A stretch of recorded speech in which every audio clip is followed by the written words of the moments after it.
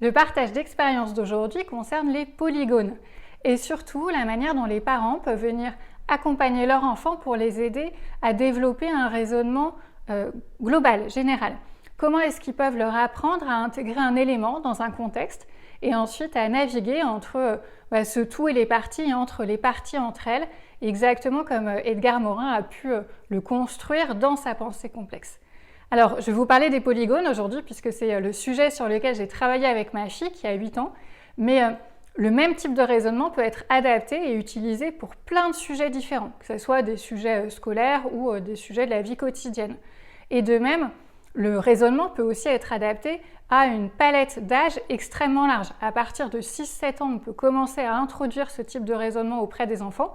Et ensuite, ça fonctionne que les enfants ou les adolescents aient 10 ans, 15 ans, 20 ans, puisque c'est un raisonnement qu'on va utiliser tout au long de sa vie. Tout a commencé quand Éléonore, ma fille, était en CE2 et elle avait des leçons sur les polygones. Donc sur les premières leçons, j'ai compris que ça marchait plutôt bien. Elle arrivait à faire ses exercices, elle comprenait de quoi on parlait. Et petit à petit, il y a eu de plus en plus de leçons et plus on avançait, plus j'ai senti qu'elle était perdue. Et en fait, j'ai compris qu'elle n'avait pas pris conscience qu'il s'agissait d'un seul et unique cycle sur les polygones. Elle silotait les leçons et du coup, plus il y en avait, plus il y avait de choses à apprendre, de connaissances qui étaient complètement dissociées, et plus elle les mélangeait et plus elle était perdue. Et donc, j'ai fait un atelier avec elle qui avait 2 objectifs. Le premier, c'était qu'elle se rende compte qu'on parlait d'un seul et unique thème qui était les polygones, qu'elle remette toutes ces leçons, qu'elle les inclue dans un ensemble plus large. Et ensuite, au sein de cet ensemble, qu'elle soit capable d'articuler chacun des éléments, chacun des polygones entre eux en voyant quels étaient les points communs, les différences, etc. Donc avec Éléonore, on s'est installé, on a pris une grande feuille A3. L'objectif était de venir synthétiser toutes les leçons qu'elle avait sur les polygones sur une même feuille plutôt que de les avoir sur un cahier sur plein de pages différentes qui du coup donnaient l'impression que c'était des leçons qui étaient isolées les unes des autres. Donc on a pris la première leçon, la plus générale, sur les polygones et j'ai demandé à Éléonore de définir quelles étaient les questions qu'il fallait se poser pour identifier si on avait affaire à un polygone ou pas. Donc un polygone, c'est une figure fermée et tracée à la règle. Donc Éléonore a commencé à dire pour savoir si c'est un polygone ou pas, il faut savoir si la figure est fermée. Qu'on a noté la question, la figure est-elle fermée? Oui, non. Et on a commencé à faire un arbre de décision. Ensuite, deuxième question qu'elle a identifiée, la figure est-elle tracée à la règle ou pas? Oui, non. Et donc à chaque fois, c'est elle qui a identifié les questions qu'il fallait se poser et elle a commencé comme ça à construire un raisonnement scientifique. Je pose une question, je fais une vérification, une validation ici visuelle. Je regarde si ma figure est fermée ou ouverte et en fonction de ma validation visuelle, je vais en tirer une conclusion. Ma figure est un polygone ou ma figure n'est pas un polygone. Donc là, on commence à poser les bases d'un raisonnement scientifique avec hypothèse, test et validation ou invalidation de l'hypothèse.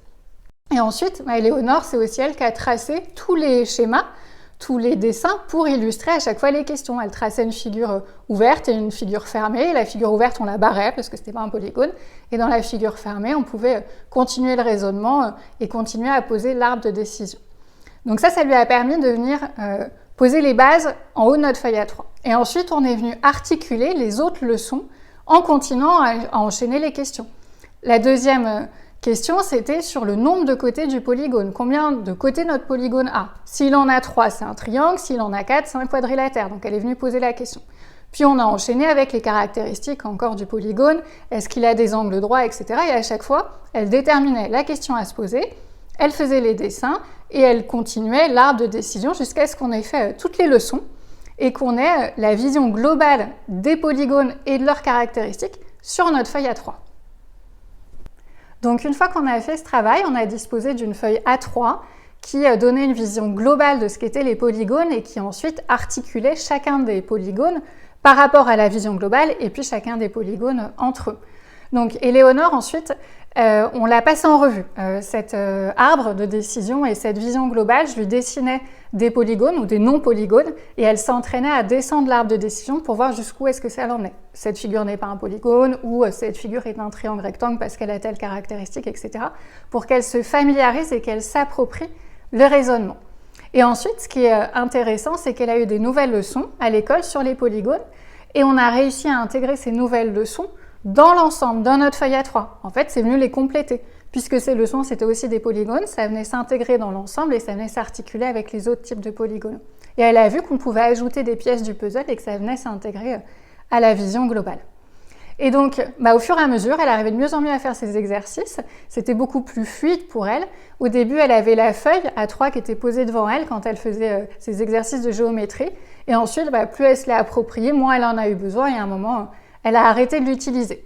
En tout cas, ce qui était intéressant, c'est qu'on a vraiment fait cet atelier-là ensemble à 4 mains. C'est Éléonore qui déterminait les questions à se poser, c'est Éléonore qui déterminait les caractéristiques de chaque figure, et c'est elle qui dessinait les exemples, la figure fermée, la figure ouverte, etc. Qu'on a vraiment construit la synthèse ensemble. C'est pas moi qui l'ai fait de mon côté, qui lui ai donné, tiens, voilà ta vision globale, maintenant tu te sers de ton arbre de décision pour faire tes exercices. Ça s'est pas passé comme ça. On l'a vraiment fait ensemble, et je pense que c'est aussi pour ça que ça a été efficace et qu'après, elle se l'est vraiment appropriée. En synthèse, l'atelier qu'on a fait avec Éléonore, il lui a été extrêmement bénéfique. Déjà, notre premier objectif, c'était qu'elle comprenne sa leçon. Et cet objectif-là, il a été atteint. Une fois qu'elle a fini l'atelier, elle s'est familiarisée avec le raisonnement, mais sa leçon, elle l'avait compris de manière beaucoup plus fine. Elle était capable de faire les exercices, ensuite elle a été capable de faire son évaluation, etc. Donc c'était notre premier objectif, il a été atteint. Et ensuite, l'atelier a permis aussi à Éléonore de développer des compétences qui vont lui servir tout au long de sa vie. La première compétence, c'est d'articuler un élément dans une globalité, d'arrêter de penser de manière silotée, séparer les leçons de manière très unitaire, mais d'être capable de les intégrer dans un tout plus global et ensuite de naviguer entre le tout, les parties, entre elles. Donc ça, on l'a travaillé et ce raisonnement-là, plus on le travaille jeune, plus ensuite elle va pouvoir se l'approprier, plus elle sera familière avec et plus ça va lui être utile tout au long de sa vie. De même, elle a commencé à comprendre et à se familiariser avec le raisonnement scientifique, à savoir poser une hypothèse, déterminer quelles questions il faut se poser pour pouvoir trancher cette hypothèse-là. C'est important de déterminer la bonne question. Si on n'a pas la bonne question, on n'aura jamais la bonne réponse. Donc, c'est un vrai apprentissage d'apprendre à déterminer quelles questions il faut se poser. Et ensuite, une fois qu'on a notre question, on va réaliser un test. Alors pour les polygones, c'est un test visuel, si la figure est fermée ou ouverte par exemple. Et en fonction de la réponse à ce test-là, on va valider ou invalider notre hypothèse. Et tout ça, c'est la base du raisonnement scientifique. Un raisonnement qui sert encore une fois tout au long de sa vie. Et plus on commence à se familiariser avec jeune, plus ça sera utile après et plus ça sera facile de l'utiliser quand on va grandir. Ça, c'est vraiment les deux compétences qu'on a commencé à travailler, qu'on a commencé à poser, et puis on va continuer ensuite avec des nouveaux exercices, des nouveaux thèmes, etc. Et justement, à l'école, il y a plein de thèmes qui se prêtent à l'apprentissage de ces compétences-là. Je vous parlais des polygones, mais je vous disais aussi qu'on peut le faire avec plein d'autres thèmes différents qui sont traités à l'école, puisqu'à l'école, on a souvent une structure avec un cycle global, et à l'intérieur de ce cycle-là, l'instituteur va venir apporter des éléments un petit peu plus spécifiques. C'est souvent comme ça que les leçons sont organisées à l'école. Donc à chaque fois qu'on a ce type de structure, on peut venir apprendre à l'enfant à développer ce raisonnement global et articuler le tout et les parties. Ça s'y prête à chaque fois très bien. Et on va renforcer comme ça son apprentissage.